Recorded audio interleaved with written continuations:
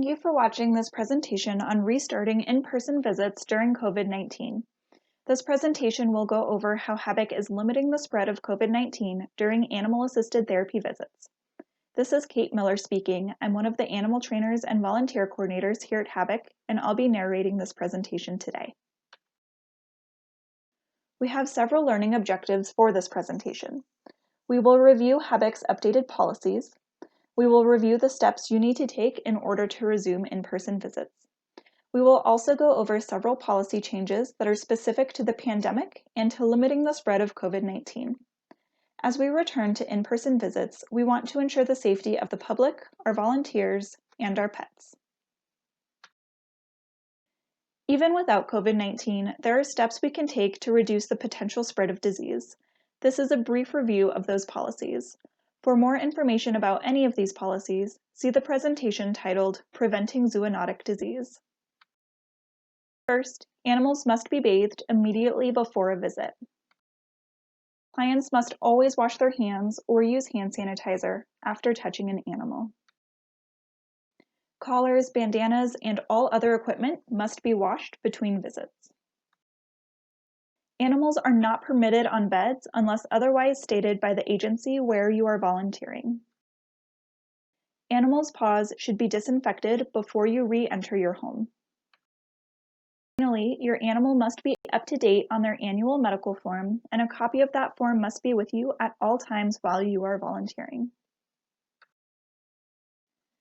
Before returning to in-person visits, there are steps that must be taken by each HABIC team. A summary of those steps is shown on this slide. We will go into each step in more depth in the following slides. You are required to connect with a HABIC staff member before resuming any in-person visits, even if you are contacted directly by the agency where you volunteer. All visitations must be approved by HABIC to ensure that all of the proper paperwork and procedures are in place.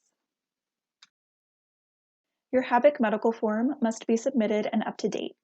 Because visits have been suspended for 5 months, it is likely that your animal's medical form could be out of date. That's okay as long as the form is up to date before you return to in-person sessions. Remember to keep a copy of this form with you at all times while you are volunteering.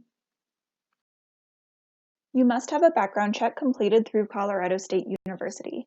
Check with HABIC staff to see if this background check is completed. If it is not yet completed, we will help you through the process. There are no fees associated with the CSU background check. If you have not already, please send in the $50 suggested annual donation for the year 2020. You can give by going online or by sending in a check. If you are experiencing financial hardship, reach out to us for consideration of waiving this donation. You will need to fill out an acknowledgement form to confirm that you have seen both this presentation as well as one titled Preventing Zoonotic Disease.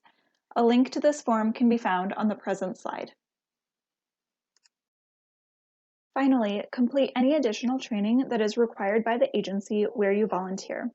Required training will vary between agencies. If you have any questions, let us know and we can help you navigate these new requirements. Remember, we're here to help and we want to make this as seamless for you as possible. In an effort to limit the spread of COVID-19, there will be several changes to HABIC policies.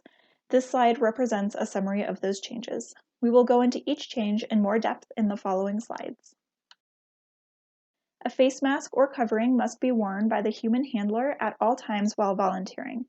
Animals should not wear face masks.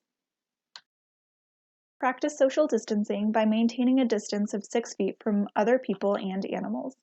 Animals should also maintain 6 feet from one another, which means that dogs absolutely cannot come nose to nose with each other.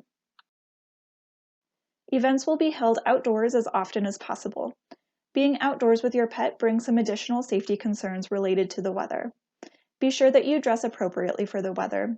Ensure that your animal has water readily available. On hot days, keep their paws off of pavement and sidewalks.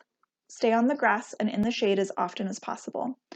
If your dog is panting excessively or if they appear to be lethargic, end the session early and move them to a cooler location.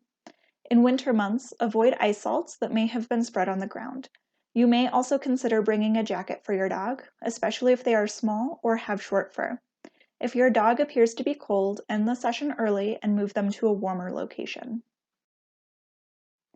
Clients are discouraged from snuggling your animal or putting their face in your animal's fur. Clients should only touch your animal with their hands. Dogs should not lick or give kisses, especially to the client's face. In the event that your dog accidentally licks a client's hand, arm, or leg, be sure to disinfect the area using hand sanitizer. If other HABIC teams are present during your visit, volunteers will not pet each other's dogs during visitations. If you are feeling any flu-like symptoms, or if you have been exposed to COVID-19, it is imperative that you and your animals stay home. Thank you so much for your time and attention to this presentation. Thank you for your patience, resilience, and determination as we work through all of these changes together. It's impossible to state just how much we appreciate all of the work that you and your animal do.